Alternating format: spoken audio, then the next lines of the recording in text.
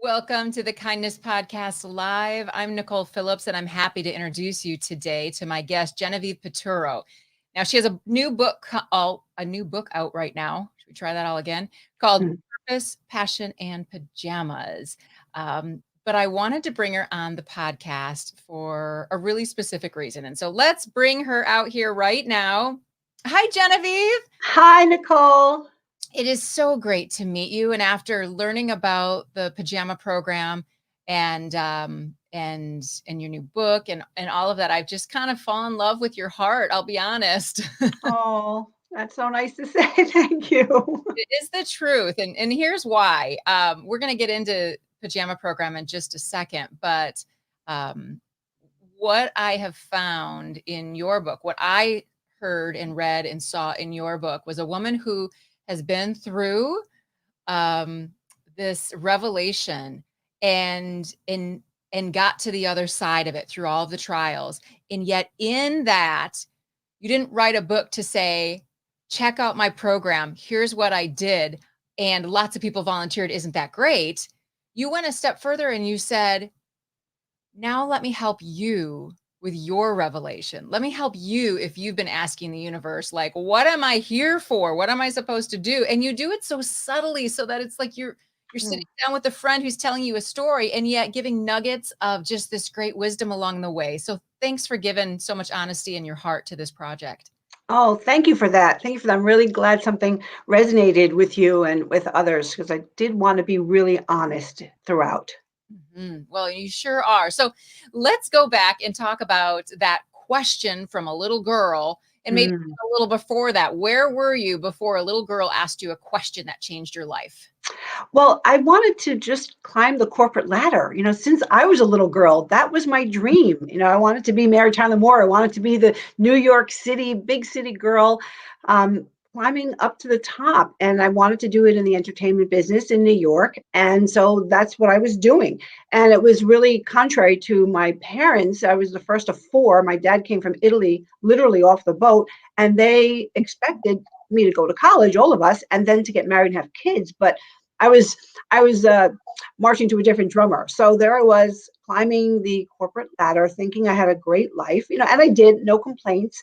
But I was 38, so 12 years in, and I was alone in my apartment, and I heard a voice come, and I say it came from here, heart voice. I talk about that in my book, and I had never really paid attention. I hear this all the time, like we all do. And I think this was probably trying to get out for a long time. And it asked me a question, and it asked me, if this is the next 30 years of your life, is this enough? And that stopped me cold. It was a really daunting moment. I knew I heard the voice, and I was afraid that it did come from, me. And it was really just challenging my life. And I realized that I did miss having my own family. There was something to my parents and the traditional Italian or, just traditional family way.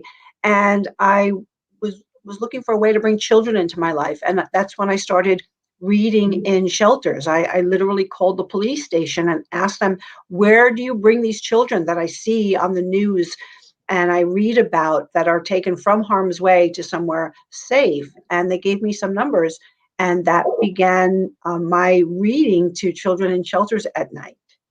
And the next thing I know, I'm sitting on the floor in a shelter with my pantsuit on, my corporate suit, reading to these beautiful little faces. And it was the most still I could remember ever being. We're so caught up in the rat race. And here I was sitting with these children who were afraid and alone and didn't know what they were doing there. And I was reading my stories. And one night was the moment that changed everything. So I don't know if you want me to tell the story here. Well, yeah, absolutely. Okay. Because, it started with books. And then it moved on to pajamas, which is something, of course, you put on your jammies and you go to bed, right? Get a kiss from mama. Good night. Well, not there. I mean, what happened was one night after several in different shelters reading quietly to the children for about 45 minutes, sitting on the floor, and they sat with me on the floor. I followed to see where they were going to sleep at night. And when I peered into another bare, small room, I saw only cots and futons, and two or more children helped up onto one of the surfaces, and they had nothing to change into, and they didn't have anyone to sit at their bedside to read a story. And some of them were sniffling and crying. And the staff were so nice, but it wasn't, what I had, what all of us, what I thought we all had. And I had those memories of my mom flooding to me while I was watching this scene. And I remember the giggling and the laughing, and my mom at our bedside and telling us stories, and of course, pajamas. So when the staff they had to actually nudge me out because I think I was caught up in the memories and watching what I was watching, I asked if I could bring pajamas the next week, and they said that would be lovely. So I was so excited all week shopping and didn't want to leave anybody out, didn't know what sizes or how many boys or girls, it was always different. I brought a whole bunch of pajamas and I read to the children. And then I said, I have a surprise for you kids tonight. And I asked them to stand up in front of me online. And they did. And one by one, I pulled out a pair of pajamas I thought would fit the child in front of me and gave them to the child. And the staff would take that boy or girl into the other room to go to sleep. Halfway through, there was a little girl, and she came up to about my hips. She was quiet all night, and she was wearing a pink soiled top and pants that were very, very short, just below her knee. They were lavender, and her pigtails were like messed up here, like one up, one down, and big shoes. And she clearly didn't have clothes that were healthy for her or even comfortable. So I gave her a pair of pajamas. I put them out, and she just shook her head. So no, no, no. She shook her head, and I tried to insist gently, honey, these are for you. And she kept shaking her head, no, no, no. And finally, she stepped to the side, but she wanted to watch me. So she watched me to the other children. And finally, I went back over to her. And I tried again when the rest of the children had their pajamas or were going into that room to sleep. And I knelt down and I tried again. And I said, honey, these will fit you. And look, they're soft. And I put them on her hand. I said, don't you want your pajamas? And she looked at me and she whispered, what are pajamas? What are they? And I don't know how I kept it together. And that was the moment everything switched.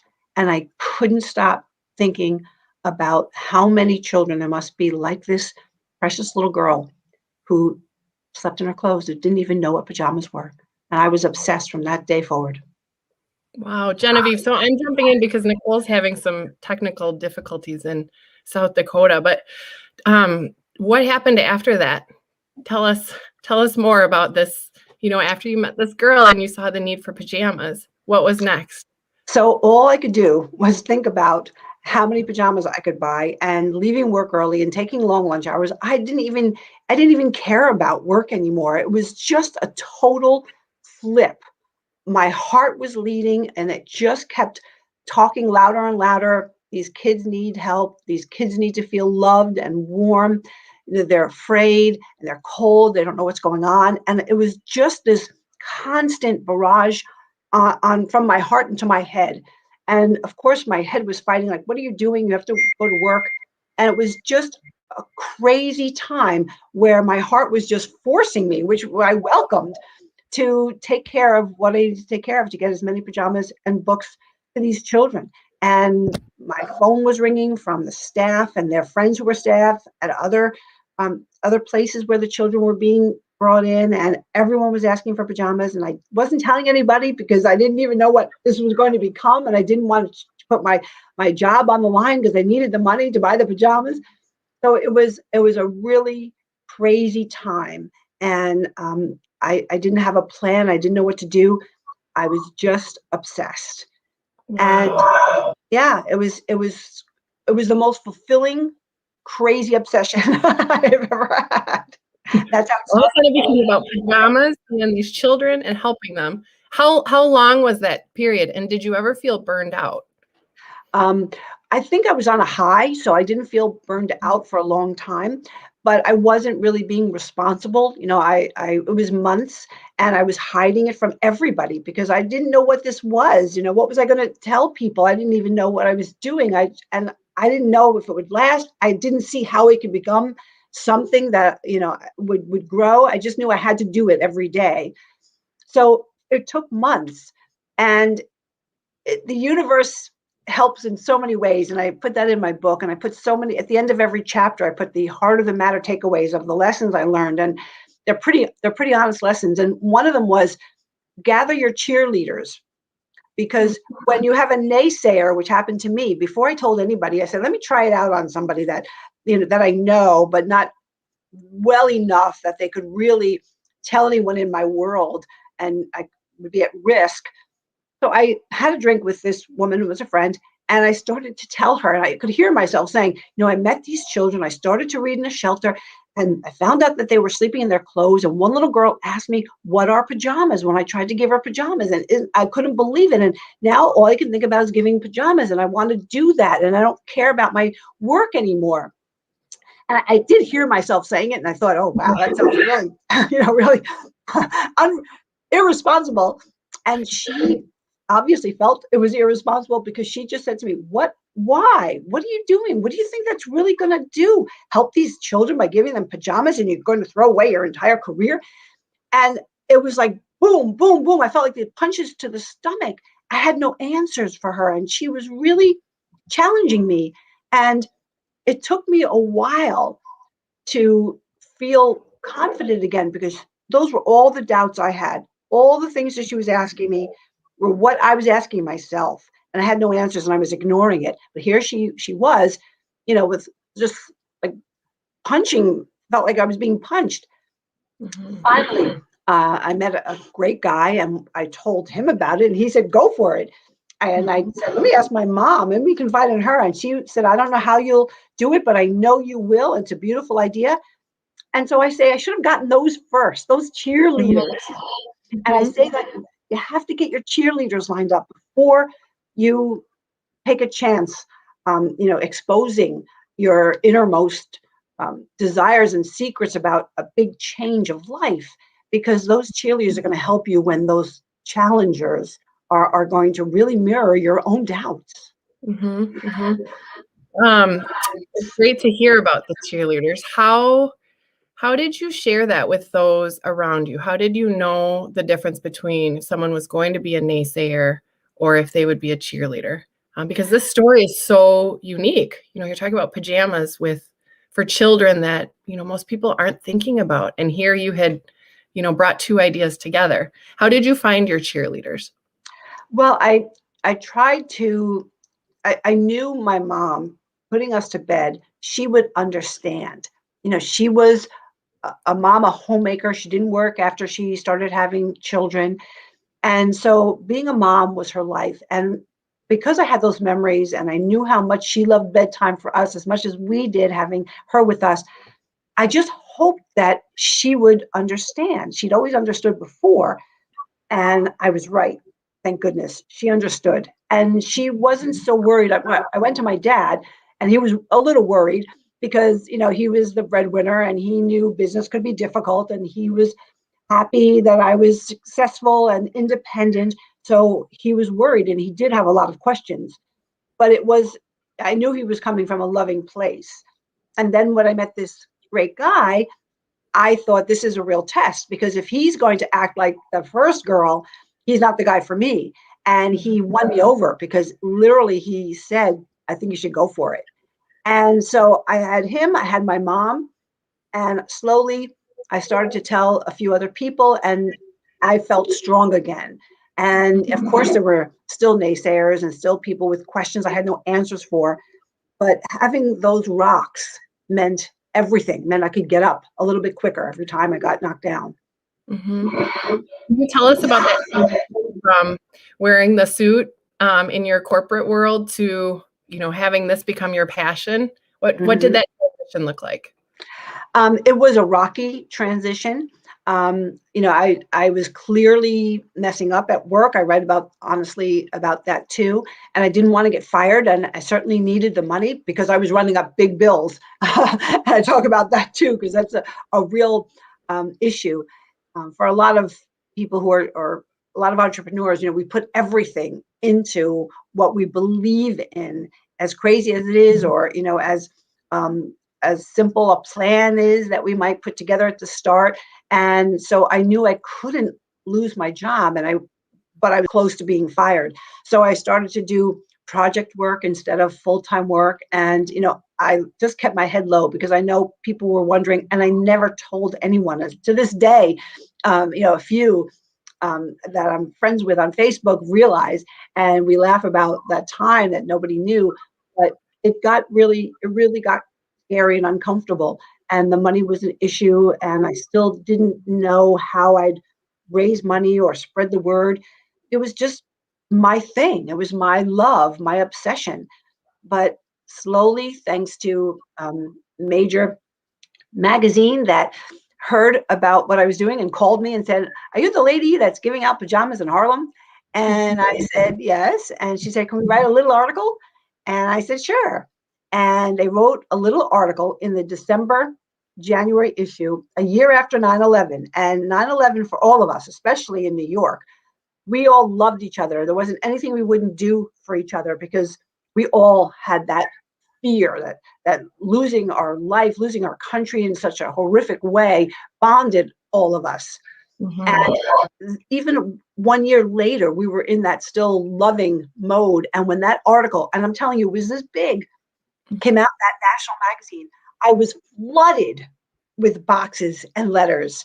And I married that man, and he helped me open thousands of boxes. I mean, we were sleeping on them, eating on them, walking around them in my little apartment. And one letter said, "If you will send us your 501c3, we'd like to give you a grant." And I looked at him with this paper and I said, "What is this thing, 501c3?"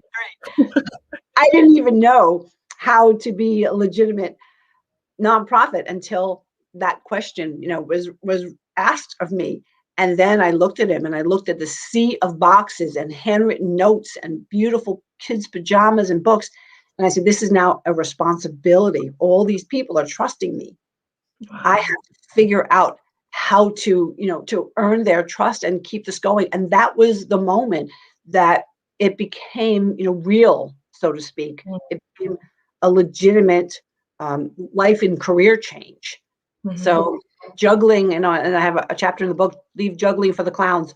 Juggling is no fun.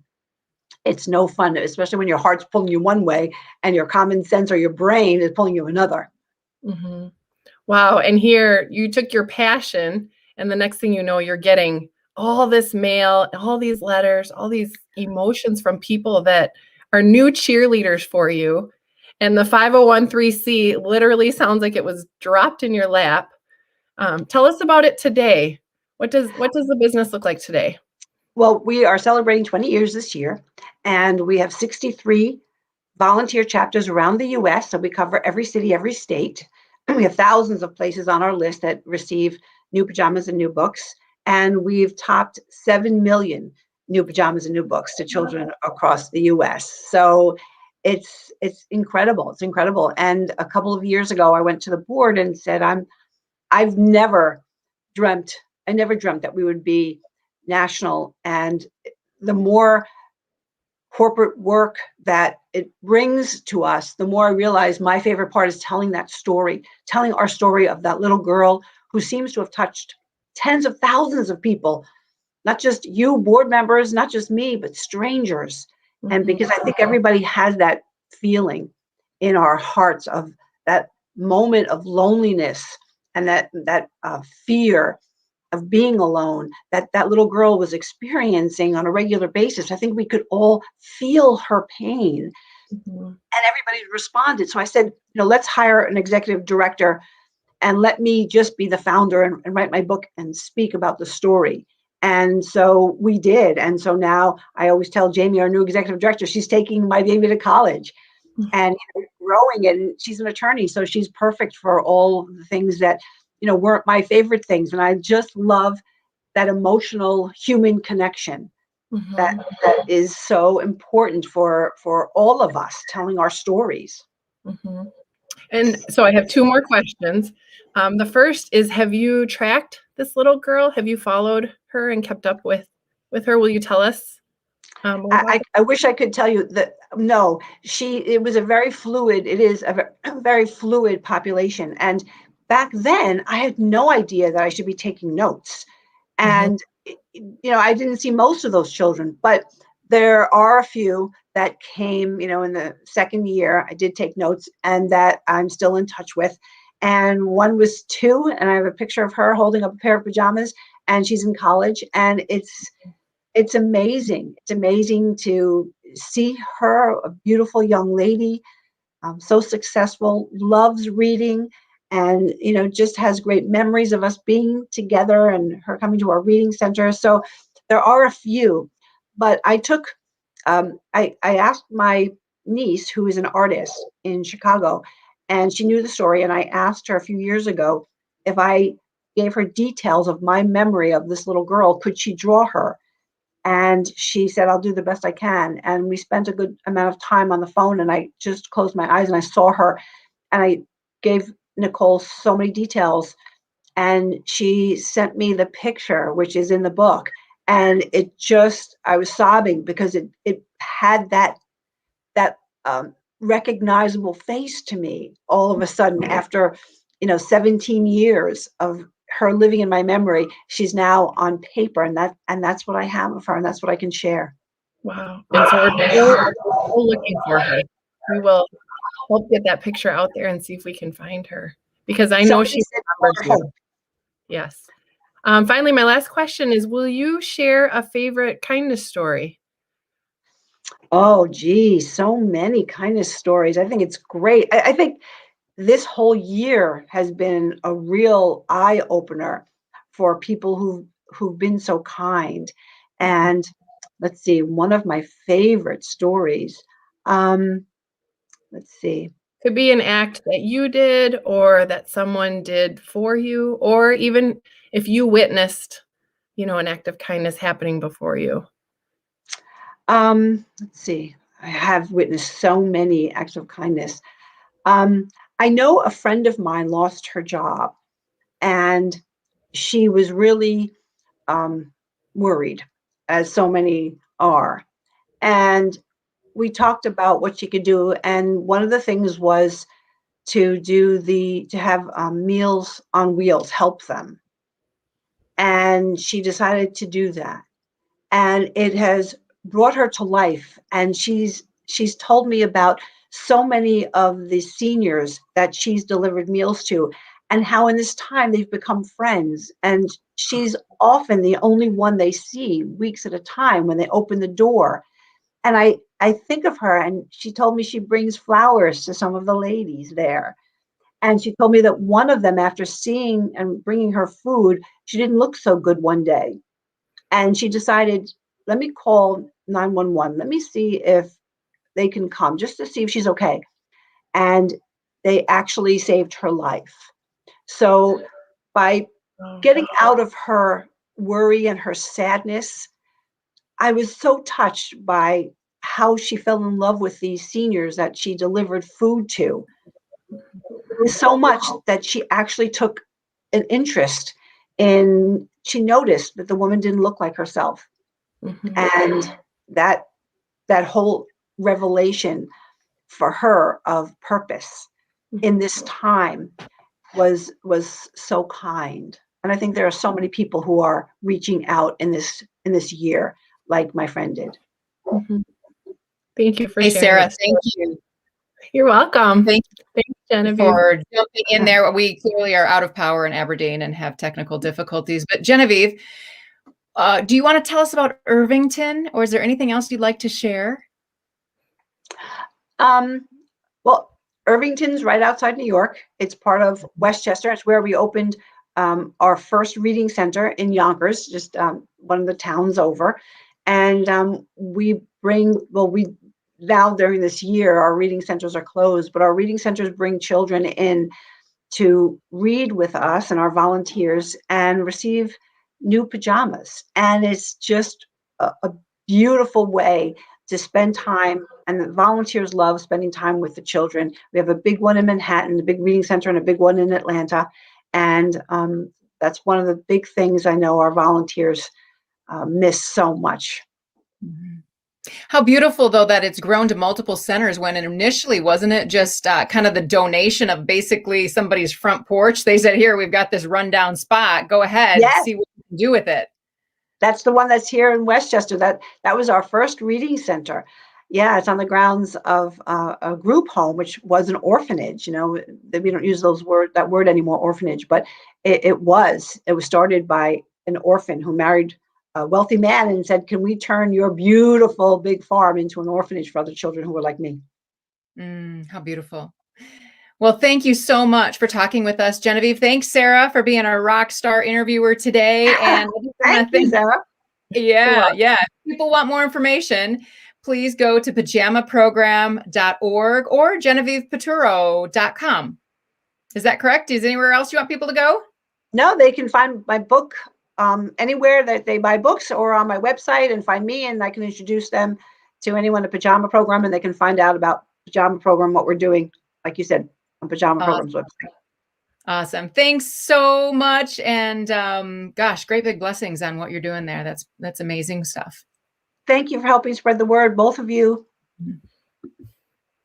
Okay. This is me from a very dark basement with my cell phone. Because this is right?